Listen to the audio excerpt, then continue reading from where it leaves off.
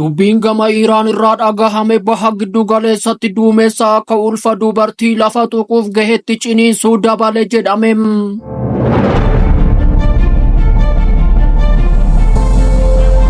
Diinni dogoggora kamiyyuu hojjechuu hin qabu jennee jirra.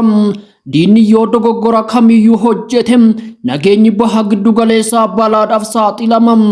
Keessattuu biyya Israa'el jedhamtu kaartaa addunyaa irraa dhabuu dandeenya.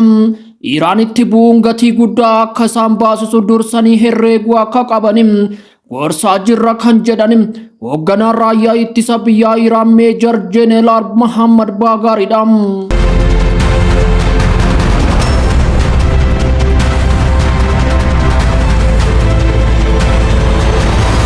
Iraan shaakala gurguddaa waraana lafa eegdota warraaqsaa taasisaa kan jirtu yoo ta'u, yeroo dhiyootti haleellaa haloo ba'uu Israa'el irratti raawwachuuf qophii xumuruu beeksifte.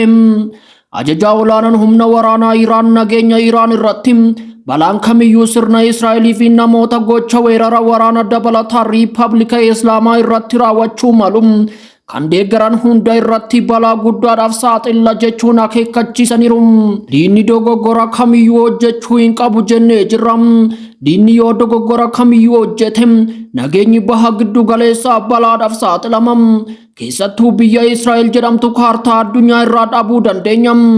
Iraanitti bu'uun gatii guddaa akka isaan baasisu dursanii herreeguu akka qaban gorsaa jirra kan jedhan hoogganaa raayyaa ittisa biyyaa Iraan Meejar Jeneraal Mohammad Baagariidha. Hoogganaan raayyaa ittisa biyyaa Iraan Meejar Jeneraal Mohammad Baagari roobii darbee akeekkachiisa cimaa dabarsaniiru. Humni waraanaa keenya qophiin isaa sadarkaa olaanaarra jira jechuunis jajaniiru. Diinni dogoggora kamiyyuu hojjete nageenyi sirna Sionistii fi kanneen namoota karoora hidhannoo fi hojii isaanii keessatti hirmaatan balaadhaaf saaxila jedhaniiru. Itti dabaluunis shaakala waraanaa marsaa dhumaannaa Abiy Mohammad 19ffaa humna lafoo koorporeeshinii eegdota warraaqsa Islaamaan gaggeeffamu jajaniiru. Baagariin sirni ittisa qilleensaa Iraan haara olaanaa irra jira kan jedhan miidhaa xixiqqoo kanaan dura irra ga'e kamiyyuu saffisaan akka suphamu cimsanii dubbataniiru. Dabalataanis humni waraanaa Iraan hojii weeraraaf guutumatti qophaa'ee jira jedhan oomishni misaayilaa ammoo osoo addaan hin citin ulfaatinaa fi qulqullina olaanaadhaan tarkaanfachaa jiraachuu ibsaniiru. Baagariin akkasumas guddina Iraan teeknooloojii diroonii irratti qabdu ibsuun kutaa waraanaa adda addaa keessatti maayikiroo diroonii fi diroonii looteringii bobbaasuuf karoora bal'aa baafne irra jedhani. Xiyyaara nama maleessa kana humnoota lafoo fi raayyaa ittisa biyyaa eegdota warraaqsaa keessatti jumlaan bobbaasuun itti fufameera. Yaadni ajajaan kun kenne tarsiimoo ofirraa ittisuu Israa'elii fi deeggartoota ishee irratti hammaataa dhufee wal qabateedha. Bara darbe Riippaabilikni Islaamaa humna waraanaa ishee kan agarsiiste Opereeshinii Tiruu Piroomiis tokkoffaa fi lammaffaa haleellaa haloo ba'uu weerara Israa'eliif deebii kennuudhaan jalqabe. Opereeshinii Tiruu Piroomiis lammaffaa yookiin waadaa dhugaa lammaffaan dhibbeentaa 90 milkaa'eera jechuun ministeerri ittisaa Iraan beeksiseera.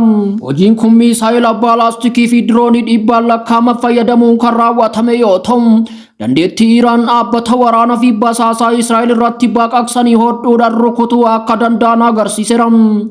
Baagariin kana kan dubbatan ajajaan sadarkaa olaanaa eegdota warraaqsaa yeroo dhiyootti duula waraanaa haloo ba'uu sadaffaa sirna Israa'el irratti akka raawwatamu beeksisuu isaanii hordofeeti jedhame.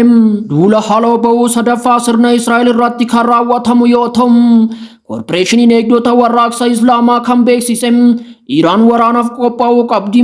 Diinota dubbii barbaada oolaniif gatii harka isaanii nyaachisuu qabdi jechuun kutaan koorporeeshinii aerospeesii Birgaadeer Jeneraal Amiir Ariid dubbataniiru. Itti fufuunis deeggarsi Ameerikaan duguuggaa sanyii Israa'eliif gootu uumama hamaa Waashingitan saaxila jechuun balaaleffate. Torbaan kana walga'iin dippiloomaasii qooda guddaa qabu ministeera dhimma alaa Ameerikaa Maarko Ruubiyoo fi muummicha ministeera Israa'el Beniyaamin Netanyaahuu gidduutti Jerusaaleemitti gaggeeffameera. Walga'iin kun yeroo walitti gaarreeffannaan Iraan fi Israa'el hammaatetti qofa osoo hin taane dubbii ifa ta'e kan Netanyaahuu fayyadame addunyaa ajaa'ibsiise. Deeggarsa pireezidaantii Tiraampiin hojii Iraan irratti jalqabne ni xumura jechuun labsuun isaanii Iraan akka sibiila ciniintee kakattu taasise. Bulchaa olaanaan biyyattii Ayatollah Ali Khamenei ajaja dhumaa dabarsuu wanti hafee hin jiru jedhaniiru. diinonni keenya nu sodaatu kan jedhan Alii Kaaminiin yoo nu tuqan garuu gaafa sana baha giddu galeessatti bakka hamaatu bu'a jedhaniiru.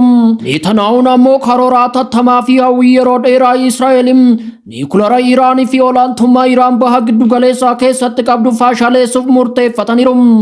Gaaleen hojii xumur jedhu hiika ulfaataa qaba kan jedhan Beniyaamin Netanyahuun waggootaaf Israa'el sagantaa niikulara Iraan akka balaa hamaatti kan ilaalaa turte yoo ta'u, Teheraan meeshaa niikularaa akka argattu akka hin hayyamne irra deddeebi'anii akeekkachiisuun isaanis ni yaadatama. Ibsi Netanyahu sochii waraanaa Israa'el cimaa ta'ee fi deeggarsa dippiloomaasii Ameerikaa waliin wal qabate Israa'el tarkaanfii waraanaa murteessaa fudhachuuf qophaa'uu ishee agarsiisa. Ministeerri dhimma alaa Ameerikaa Maarko Ruubiyoonis Netanyahu cinaa dhaabbachuun akka jedhanitti Iraan garee shororkeessummaa hunda duuba baha giddu galeessaa keessatti socho'aa akka jirtu ibsuun ilaalcha kana cimsaniiru. Amalli kun ejjennoo Israa'el yeroo dheeraaf Iraan ispoonsara hidhattoota naannichaati jettu waliin kan wal simuudha. Dubbii ciccimoo kana ilaalcha keessa galchuun walga'iin hooggantoota lamaanii Israa'el iddoowwan niikularaa Iraan irratti haleellaa dursaa banuuf qophii ta'uuf yeroo dhiyootti baha giddu galeessaa keessatti waraanni akka dhoowwu akeekama. Iraan ammoo yeroo dhiyootti bokoka Israa'elii fi Ameerikaan fanaddaasisa jettee jirti. Kuni kanumaan osoo jiru ministeerri ittisaa Israa'el Kaatis akka jedhanitti Daarektereetii haaraa Falasxiinota Gaazaa irraa fedhiidhaan buqqisuuf akka haala mijeessuuf itti kenname ijaaruu isaanii beeksisaniiru. Ibsi ministeera ittisaa baasee akka agarsiisutti Kaatis madaalli dhimma Falasxiinonni Gaazaa gadhiisan jedhu irratti gaggeesse Daarektereetii haaraa bakka bu'oota ministeerota akkasumas qaamolee ittisaa kan hammatu ijaaruuf murteesse.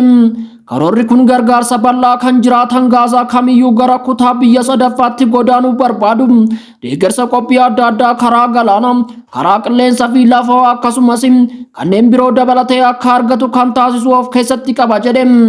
Murteen kun kan kenname pireezidaantiin Ameerikaa Doonaald Tiraamp karoora Falasxiinota Gaazaa irraa qulqulleessuun gara Riiveeraa baha giddu galeessatti jijjiiruuf qaban erga ibsanii boodadha.